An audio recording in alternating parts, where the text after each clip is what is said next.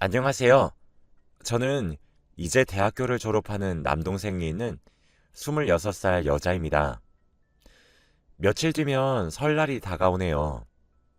여러분들은 명절이 다가오면 얼굴을 자주 보지 못하는 친척을 만나서 즐겁게 보내는 날인가요? 그렇지만 저는 그런 명절이 너무나도 싫습니다. 저희 남매는 이번에 다가오는 설날에도 암묵적으로 약속을 하나 해요. 버릇없이 굴기로 말이죠. 사실 이렇게 약속을 하기 시작한 지 몇 년이 되지 않았습니다. 저희 아버지는 장손이에요.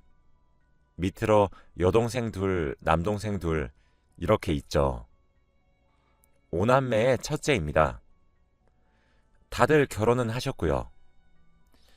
언제부턴가 명절날에 제가 기억하고 있는 엄마의 모습은 갖가지의 전을 부치고 나무를 묻히고 만두도 빚는 모습이었습니다. 끼니마다 밥상도 차렸고 설거지도 했어요.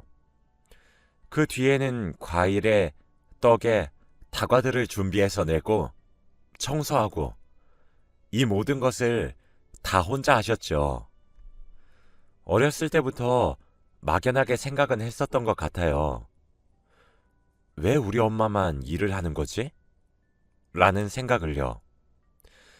저녁이 되면 술상도 차려야 하고 혼자 계신 할머니 수발에 심부름에 그렇게 3일 내내 고생만 하고 오셨어요.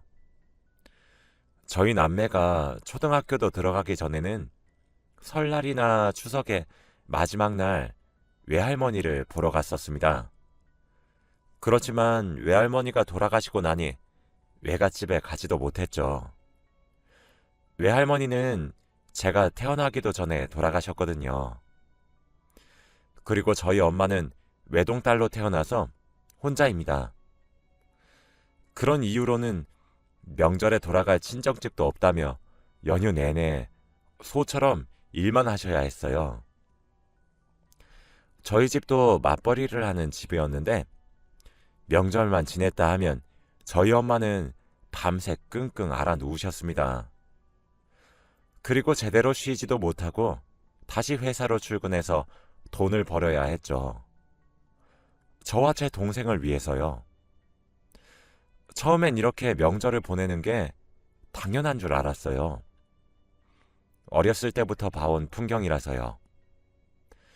저희들과 같은 사촌들은 나이가 어려서 작은 아버지들은 소파에 앉아서 TV를 봐야 해서 고모들은 이제 친정에 왔으니 쉬어야 해서 작은 엄마들은 요새 사는 게 녹록지 않아 너무 고생한다고 좀 쉬어야 되겠다고 저희 엄마 옆에서 일을 도와주면 그게 오히려 방해하는 짓이라며 저희 엄마만 소처럼 일을 했어요. 저희 엄마는 싫다는 말 한마디도 한번 하지 않고 묵묵히 일을 했어요. 조카들까지 합치면 명절에 모이는 일가 친척들이 30명도 넘게 모입니다. 모든 일을 도맡아 하는 엄마가 힘들어하는 줄도 몰랐어요. 그러다가 제가 대학에 입학하던 해 20살이 되던 해에 깨달았습니다. 그날따라 밤에 잠이 오지 않더라고요. 배가 출출하기도 했었죠. 저는 저보다 1살 어렸던 남동생을 깨워서 집 앞에 있는 편의점에 갔어요. 동생에게 너 이제 고등학교 3학년이네. 고생길이 열렸다. 하며 함께 컵라면을 먹고 살그머니 집으로 들어왔습니다. 문을 조용히 닫고 각자 방으로 돌아가려고 하는데 어디선가 흑흑거리는 소리가 들리더라고요. 저와 동생은 본능적으로 숨을 죽인 채 소리의 근원지를 향해 살금살금 다가갔습니다. 화장실에서 들려온 소리는 바로 엄마의 울음소리였어요. 저희 엄마는 강하신 분이세요. 그렇다고 해서 성질이 있으시단 건 아니고 저희 남매에게도 항상 조곤조곤 말씀하셨고 한 번도 우는 모습을 본 적이 없습니다. 그런데 그런 엄마가 화장실에 들어가 혼자 눈물을 흘리고 계시더라고요. 외할머니가 너무 그립다고 말하면서요. 엄마, 나 너무 힘들다. 이라고 하시며 우시는 엄마 목소리에 저와 동생은 그제서야 머리를 한 대 얻어맞은 것만 같았습니다. 저와 제 동생은 엄마, 여기서 왜 혼자 눈물을 흘리고 있냐고 아는 체를 할 수도 없었어요. 저희 남매는 심란해졌고 그렇게 시간이 일주일 흘러갔습니다. 일주일 뒤에 엄마는 쓰러져서 병원에 실려갔어요. 연락을 받았던 제가 너무 놀라 응급실로 달려갔습니다. 병원에서는 너무 극심한 스트레스로 실신한 거라며 스트레스를 받지 않도록 주의하라고 하더라고요. 그렇게 엄마가 일어나길 기다렸다 집으로 데려왔죠. 그 이후로도 엄마는 2번이나 더 응급실로 실려갔습니다. 스트레스성 위경련으로 1번 실려가셨고 그 뒤로 실신을 1번 더 하셨죠. 그게 모두 다 명절로 인한 스트레스였어요. 명절을 3주 앞뒀던 날 엄마는 눈물을 흘리셨고 2주를 앞두고 처음으로 응급실에 실려가셨던 겁니다. 그리고 1주를 앞둔 채로 위경련과 실신으로 병원에 실려가셨죠. 결국 짧은 시간에 반복된 실신과 심각한 스트레스로 인한 위경련으로 엄마는 몸과 마음이 굉장히 나빠졌어요. 저와 제 동생은 그때 결심했습니다. 엄마를 지켜줄 수 있는 사람은 우리뿐이니 우리가 지키자고요. 엄마는 20년이 넘는 세월 동안 혼자 참고 도맡아 하시다가 그제서야 병이 났던 거였어요. 병원에서 돌아온 엄마를 침대에 어거지로 눕혔습니다. 그해 설날에도 어김없이 돈만 보냈고 제사 지낼 때 필요한 음식들 전부를 저희 엄마에게 맡겼더군요. 아빠의 동생네들 전부가 말이죠. 엄마에게 보내온 문자엔 요새 너무 바빠서 부탁 좀 하겠다는 말만 적혀 있었고 형식적으로도 부담을 줘서 미안하다는 말 한마디도 없었습니다. 저는 고모 그리고 작은 엄마들에게 전부 전화를 걸었어요. 5만 원을 보낸 고모들에겐 고모, 지금 물가가 얼마나 올랐는지 아세요? 5만 원으로 저희가 어떻게 음식을 준비해요? 이 돈으로 저희 음식 준비하면 반의 반도 못해요. 돈 더 보내주시던가 아니면 저희 집에서 5만 원 더 얹어서 보내드릴 테니 이번엔 고모들이 준비하실래요? 라고 했죠. 그럼 아무런 말도 안 하고 조용히 알겠다고 하시며 돈 더 보내와요. 작은 엄마들에게도 작은 엄마, 저희 엄마 요즘 너무 힘이 드셨는지 병원에만 실려간 게 3번이나 돼요.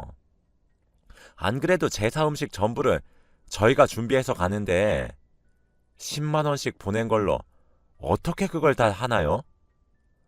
이번에 작은 엄마네가 준비하실래요? 저희가 같은 돈 붙여드릴게요. 라고 하면 고모들과 같이 조용히 돈을 더 보내옵니다. 물론 제게 어린 네가 뭘 안다고 나서냐고 하시는 분들도 계셨어요. 그럴 땐 그럼 할머니께 올해부터는 돌아가면서 준비하기로 했다고 말씀드려도 돼요? 라고 하면 전부 아무 말 하지 않고 전화를 끊더라고요. 옆에서 그러지 말라고 괜찮다며 저희를 말리시는 천사 같은 엄마를 억지로 침대에 누워서 쉬라고 강제로 눕힌 뒤에 전 동생을 데리고 시장으로 갔습니다. 그 시기에 시장에 가면 온갖 음식들을 다 팔고 있더라고요.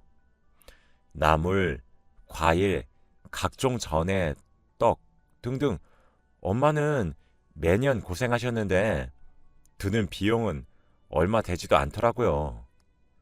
저희 엄마가 가정 고생을 해서 음식을 만들어도 어차피 맛도 다 안 보거든요.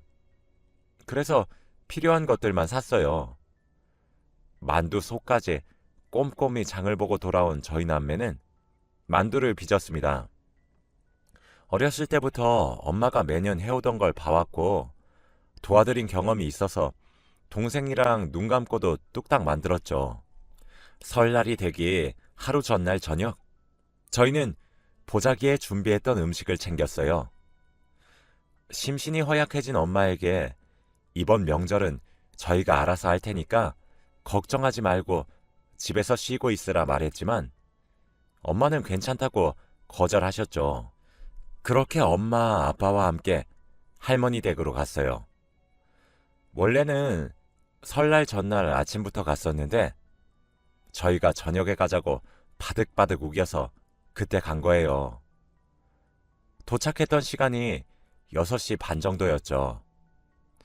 저희 가족이 가장 마지막으로 도착했더라고요. 이미 먼저 도착했던 가족들은 다들 웃으며 거실에 둘러앉아 TV를 보고 있더라고요. 오랜만에 봐서 반갑다는 인사보단 왜 이리 늦게 도착했냐고 배고픈데 얼른 저녁 먹자는 말을 하더라고요. 마치 모두가 짠 것처럼 말이에요. 저는 약속이라도 한 줄 알았어요. 그때 저희 엄마가 받았던 대우를 몸소 느꼈죠. 어이가 없더라고요. 저희가 저녁에 도착한다는 말을 듣고 모두 저녁을 먹는 시간에 맞춰서 도착했다는 말을 웃으면서 하시는데 속에서 무언가가 부글부글 끓어올랐습니다. 그 말에 또 알겠다고 대답하시는 엄마 보고 엄마, 일단 우리 짐 좀 풀어요 하고 방으로 데려갔어요. 침대에 엄마를 눕히고 난 뒤 옆에 제 동생을 보디가드로 뒀어요. 엄마, 이번 명절엔 내가 할 테니까 몸도 안 좋은데 나와서 무리하지 마. 알았지? 그리고 너도 엄마 옆에서 떨어지지 말고. 알았어? 라고 했어요. 동생은 당연하지. 나만 믿어 누나. 라고 결연한 눈빛으로 당차게 대답했고 엄마는 아니 그래도 라며 불안해하셨죠. 저는 엄마 말을 무시한 채 방을 나와 거실에 모여있는 가족들에게 얘기했습니다. 우리 엄마 몸이 너무 안 좋아서 제가 쉬라고 했어요. 안 그래도 며칠 전에 응급실 가셨다가 아직 회복이 다 되지 않았거든요. 아직까지도 기력이 영 시원찮네요. 설마 며칠 전에도 실신해서 병원에 실려갔었던 사람에게 당장 밥상을 차려내라고 하시는 건 아니죠? 저희 집에서는 약간의 미열만 있어도 침대에 누워서 쉬라고 하는데 다들 이해 좀 해주세요. 대신에 제가 차릴게요. 아니 그런데 시간이 지금 몇 시인데 저희가 올 때까지만 목이 빠지도록 기다리신 거예요? 저희 집이 사정이라도 생겨서 더 늦게 도착했으면 어쩌려고 아무도 밥을 차려 먹을 생각을 하지 못하신 거예요? 그런 제 말을 들은 친척들 몇몇은 표정이 가관이었습니다. 썩어 들어가는 표정을 보고 있자니 많은 생각이 들더라고요. 그냥 무시한 채로 밥 차릴 준비를 하고 있으면 작은 엄마들은 앉아만 있기 민망하니 저를 따라 주방으로 와서 상 차리는 것을 돕기 시작했고 고모들은 엄마가 쉬고 계신 방으로 쪼로로 달려가요. 그럴 것 같아 동생을 두고 나왔습니다. 그렇게 방으로 달려오는 고모들에게 동생은 괜찮으니까 신경 쓰지 마시고 나가서 일 보세요. 여기는 제가 있는데 너무 걱정하지 마세요. 정말 큰일이죠. 엄마가 스트레스가 너무 심하다고 하시는데 얼른 건강을 찾아야 될 텐데 말이에요. 라고 하면 찍소리도 못하고 방에서 나옵니다. 저는 그거 보고 있으면 큰 소리로 말해요. 큰 고모, 저 밥하려고 하는데 밥그릇들은 다 어디에 있어요? 제가 밥 퍼서 밥상에 나를게요. 고모부들이 상 좀 펴주세요. 작은 엄마, 국 좀 퍼주세요. 아빠, 이것 좀 밥상에 올려줘. 사촌 중에서도 제가 제일 맞이라 동생들에게도 지영아, 물 좀 상에 올려놔, 컵이랑. 윤우야, 수저 놔야지. 너희 그만 놀고 빨리 다 안 도와? 어른들도 일하고 있는데. 라고 말했습니다. 그렇게 하니까 아무도 소파에 앉아있질 않더라고요. 하긴 민망하겠죠. 집에서 가장 어르신인 할머니만 제외하고 모두가 나서서 함께 상을 차려요. 다 같이 하니까 딱 10분 정도 걸리더라고요. 엄마가 혼자 차렸을 때는 30분도 넘게 걸렸는데 혼자서 30분 만에 상을 차리면 엄청나게 손이 빠른 건데도 중간중간에 계속 아직도 덜 데웠냐고 재촉했었는데 말이에요. 그리고 저희 엄마가 드실 밥은 따로 쟁반에 담아서 방에 가져다 드렸습니다. 동생과 함께 먹으라고요. 저는 거실에 차려진 밥상에 앉았어요. 할머니 바로 옆이요. 애교를 부리면서 할머니, 손녀가 밥 차려주니까 더 맛있죠? 이것도 먹어보세요. 어때요? 손녀의 사랑이 담기니까 엄청 맛나죠? 저 이제 시집만 가면 되겠죠? 네? 라면서요. 할머니가 허허 웃으시며 그러게 우리 손녀가 할미 밥에 반찬을 올려주니까 더 맛나네. 우리 손녀 벌써 시집갈 생각을 하니까 할미가 벌써 아쉬워서 어쩌누 하세요. 저녁을 다 먹고 하나둘씩 숟가락만 내려두고 소파로 향하는 친척들을 보면서 제가 나서서 먼저 상을 치우기 시작했습니다. 할머니 앞에서요. 눈치를 보는 작은 엄마들은 저를 돕기 시작하고 고모들도 하나둘씩 일어났죠. 빈 그릇들을 가져다 싱크대에 쾅 하고 내려두니 고모부가 먼저 행주를 가져가서 상을 닦았어요. 저희 아빠도 옆에서 돕기 시작했습니다. 장손이 돕기 시작하니 작은 아빠들도 함께 일어나서 움직였어요. 사촌 동생들도 제게서 혹여나 불호령이 떨어질까 수저들도 모아오고 자기가 먹은 그릇들을 싱크대로 가져왔죠. 엄마가 쉬고 계시던 방에서 동생은 엄마랑 먹은 그릇들을 들고 나와서 이제 저보고 쉬라 말을 하며 선소교대를 합니다. 방에 들어오니 엄마는 걱정 어린 목소리로 괜찮다고 달래지만 저는 엄마에게 약을 먹이고 옆에 앉아서 지키고 있었어요. 정말 몇 분 지나지도 않았는데 엄마가 스르르 잠에 들더라고요. 그런 엄마를 보고 전 방을 나왔습니다. 할머니가 가장 어여쁘게 여기고 있는 장손인 남동생이 부엌에서 고무장갑을 끼고 설거지를 하려고 하면 할머니가 놀래서 헐레벌떡 동생에게 달려갔어요. 왜 이런 일을 동생이 하냐고 말을 하면서요. 그럼 동생은 아유 할머니 요즘에는 남자도 설거지를 잘 해야 나중에 마누라한테 예쁨 받는데 저 이제 설거지 엄청 잘해요. 할머니도 옆에서 볼래요? 나 이제 장가만 가면 된다니까 라고요. 그러면 할머니는 그래도 아직 이르다며 한사코 동생을 말려요. 그럼 어느샌가 거실에 앉아서 눈치 보며 설거지를 미루고 있던 작은 엄마들이 일어나서 싱크대로 와서 설거지를 해요. 동생은 할머니 손에 이끌려 거실로 가서 과일을 먹고 싶다고 말을 했습니다. 맨날 친척들이 밥을 다 먹고 혼자 설거지하고 있는 엄마에게 과일 내놔라, 떡을 가져와라 그랬거든요. 동생의 예쁜 짓을 보시던 할머니는 과일 가져오라고 일을 시켜요. 그럼 고모들이 일어나서 또 전부 대령해 줍니다. 그 와중에 작은 고모는 저희 엄마에게 가져다 준다고 하더라고요. 저는 고모에게 고모, 지금 저희 엄마 약 먹고 겨우겨우 잠들었어요. 고모가 들어갔다가 엄마가 일어나면 어째요? 나중에 엄마 깨시면 제가 가져다 드릴게요. 라며 웃으면서 막았어요. 엄마 보고 과일 내놔라, 커피 타와라 할 적에는 과일도 사과에 배, 포도, 감 등등 종류별로 깎아서 들고 와야 했고, 커피도 믹스 먹는 사람, 블랙 먹는 사람, 우유에 섞어달라는 사람, 물 양을 조절해달라는 친척들은 사과 하나만 잘라주시고 커피는 믹스로 통일하더라고요. 참 신기한 일이었죠. 저녁 이후에 술상을 차려달라 말하는 작은 아빠들.